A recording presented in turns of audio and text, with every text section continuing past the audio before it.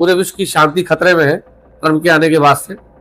और ये ट्रम्प के उस उकसावे में जो इजराइल और ट्रम्प का ये अमेरिका का संयुक्त अभियान ईरान के खिलाफ चला, जिसमें खामनेई को अपनी जान पता नहीं कब तक चले, 6-6 महीने तो आजकल इस तरह के युद्ध हम देखने को मिलने से पूर्व में भी हमास का युद्ध हमने देखा, जिसका असर कहीं ना कहीं कुल मिला के कहीं सबसे बड़ा हमें जो आपको भुगतना पड़ता है सबसे बड़ा कि हमारा जो तेल आयात करने का कारण है, तो हम सारे देशों से तेल आयात करते हैं, तो हमारे ट्रांसपोर्टेशन का सबसे बड़ा हिस्सा है तेल है। जो बड़े वो शिया धर्मगुरु थे, हमारे यहाँ सुन्नी आबादी भी है, सुन्नी समाज भी बहुतायत में है।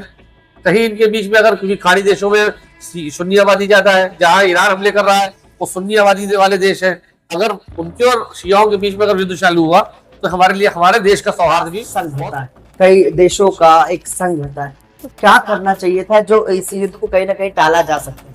देखिए, पिछले कुछ समय से मैं देख रहा हूँ, जैसे आप लोग भी देख रहे हो, इंटरनेशनल पॉलिसी पे, इंटरनेशनल लेवल पे जो पॉलिसी चलती है, यूएन में जैसे वर्क करता था, संयुक्त राष्ट्र संघ जिस तरह काम किया करता था, पहले युद्ध रुकवाए जाते थे संयुक्त राष्ट्र संघ के। कहा जाता है कि युद्ध का परिणाम आने वाली पीढ़ियां भुगतती है, और इन दिनों हमारे दुनिया में सबसे बड़ा मुद्दा है इजराइल और ईरान का वो विध्वंसक युद्ध, जिसका खामियाजा शायद भारत के लोगों को भी भुगतना पड़ सकता है।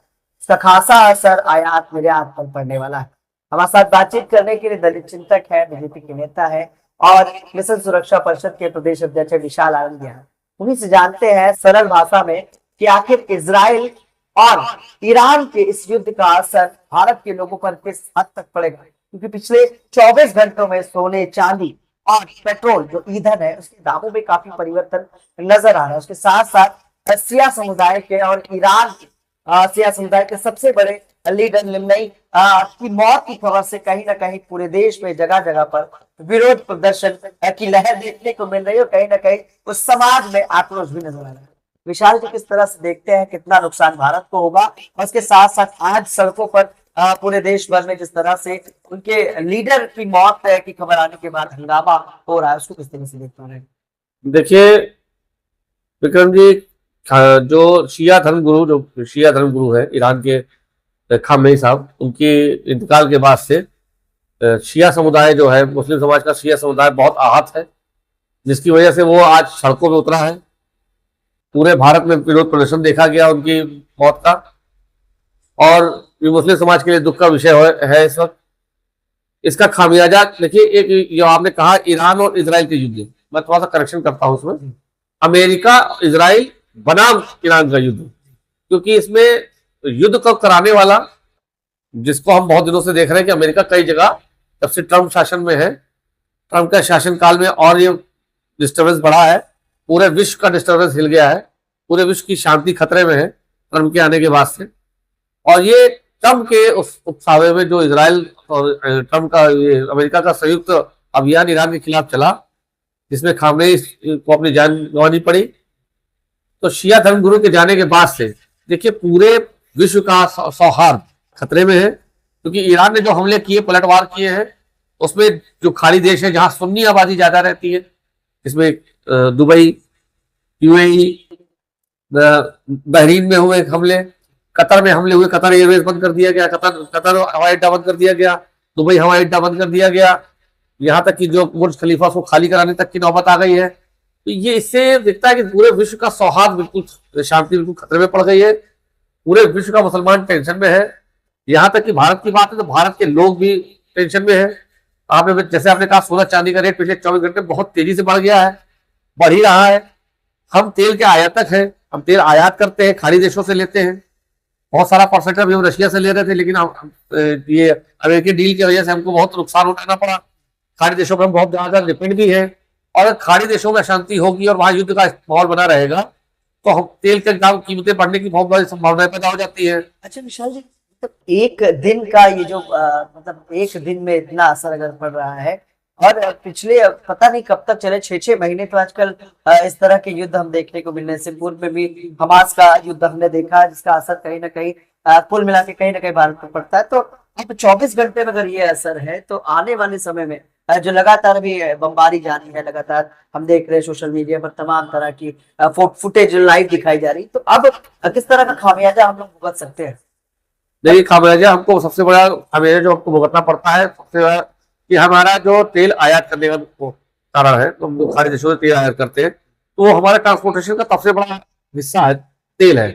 अगर तेल महंगा होगा तो ट्रांसपोर्टेशन महंगा होगा, ट्रांसपोर्टेशन महंगा हो जाएगा तो यातायात महंगा होगा, तो फिर चीजें महंगी होंगी, चीजें महंगी होगी तो सारी चीजों के ऊपर महंगाई का असर आ जाएगा, इन्फ्लेशन एकदम से बढ़ जाएगा। उसको सरकार को कंट्रोल करना होगा। सरकार कंट्रोल तभी कर सकती है जब तेल पे उसका कंट्रोल हो, लेकिन जब तेल पे कंट्रोल होगा तो सरकार कैसे कंट्रोल करेगी, तो ये भी कंफ्यूजन हो जाएगा। दूसरी बात, जो सांप्रदायिक सौहार्द बिगड़ेगा।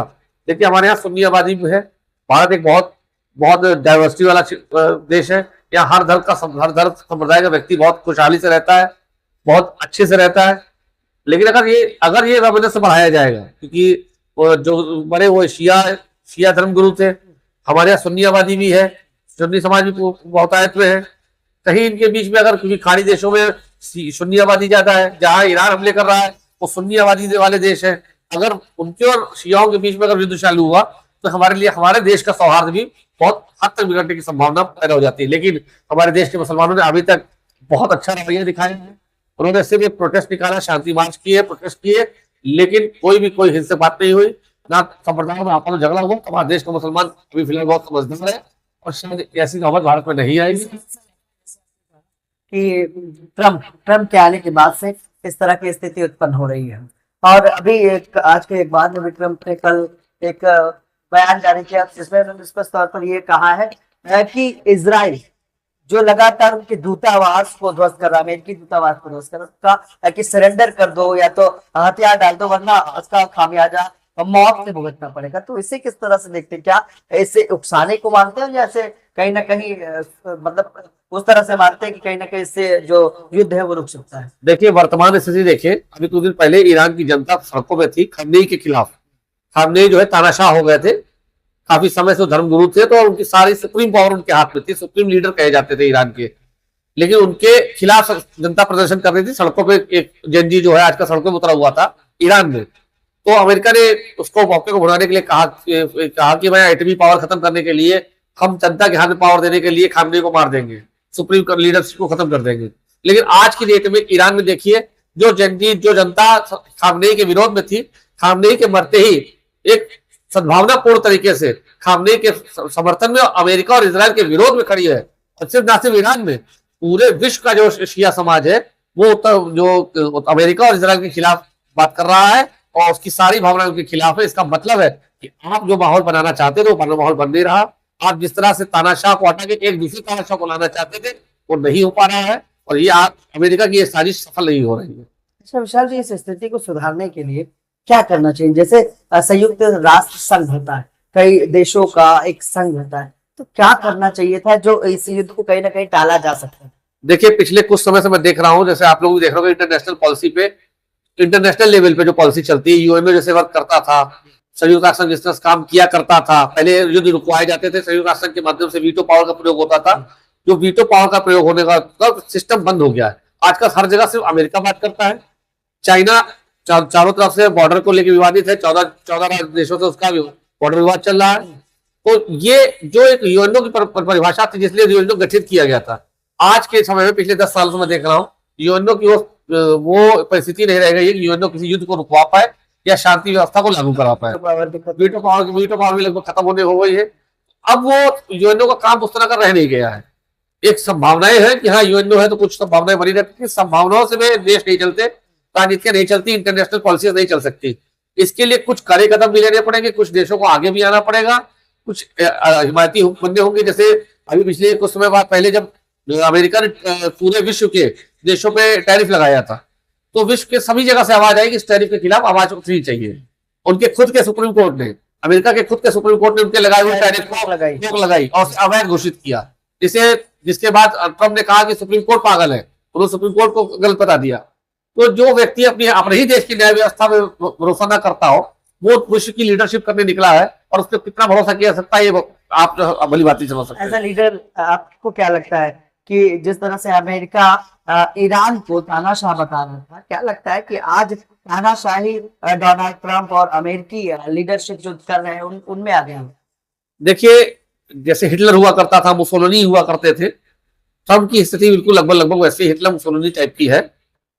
या तो वो अपने जनता से परेशान है या पूरे अपने आप से परेशान है मानसिक रूप से। एप्स्टीन फाइल आने के बाद से पूरा विश्व परेशान है। शायद ट्रम्प भी उसी में और डिस्टर्ब हो गए एप्स्टीन फाइल की वजह से कि एप्स्टीन फाइल उनके कुछ ऐसा छुपा है जो ईरान में छुपा हो, उसको मिटाने का प्रयास कर रहे हो। तो ये इस तरह की चीजें देखिए, जब से ट्रम्प है उन्होंने पूरा विश्व को डिस्टर्ब कर रखा है, डिस्टर्बेंस पैदा कर रखा है। और अगर हम भारत जैसा देश, जैसे भारत जैसे देश है, हम लोग बहुत सौहार्दपूर्ण देश है और सभी से हमारे संबंध अच्छे, हमारे इजराइल से अच्छे संबंध है, हम उनके साथ युद्ध अभ्यास करते रहे हैं, हमने इजराइल से टेक्नोलॉजी ले रखी है, हमारा एयर डिफेंस सिस्टम इजराइल से लिया हुआ है। तो हमारे पास ऐसी संभावना है कि हम चाहे तो इस युद्ध में नहीं तो शांति का, जो भारत ने पहले भी, आप देखिए अटल जी के समय का देखें, आप मनमोहन सिंह के समय का देखें, आप चिदम्बरम साहब के समय का देखें, आप इंदिरा गांधी के समय का देखें, भारत ने हमेशा शांति दूत का रोल अपनाया है और शांति का लाने के लिए दो देशों के बीच मित्रता कराने का भी प्रयास भारत ने पहले भी किया है और इंटरनेशनल लेवल में भारत इस तरह का काम करता रहा है। भारत भी एक चाहे तो इस तरह को आगे बढ़ा के हमारे प्रधानमंत्री के नेतृत्व में आगे बढ़कर शांति के लिए लाने का प्रयास कर सकता है। तो ये तो हमारे साथ विशाल आनंद गया। देखिए कहीं ना कहीं इजराइल और ईरान के इस महायुद्ध में जो परिणाम है वो पूरे देश को अलग अलग जगहों पर अलग अलग तरीके से भुगतना पड़ सकता है और कहीं ना कहीं आज इसका असर राजधानी लखनऊ और पूरे भारत में अलग अलग जगहों पर इसका खासा असर देखने को मिला। तस्वीरें बयां कर रही हैं कि कहीं न कहीं सिया समुदाय के जो सुप्रीम लीडर हुआ करते थे खिमनई, जिनकी मौत से कहीं ना कहीं दर्द और दुख का माहौल आज सिया समुदाय के लोगों में नजर आया। सहयोगी भरत के साथ में लखनऊ से।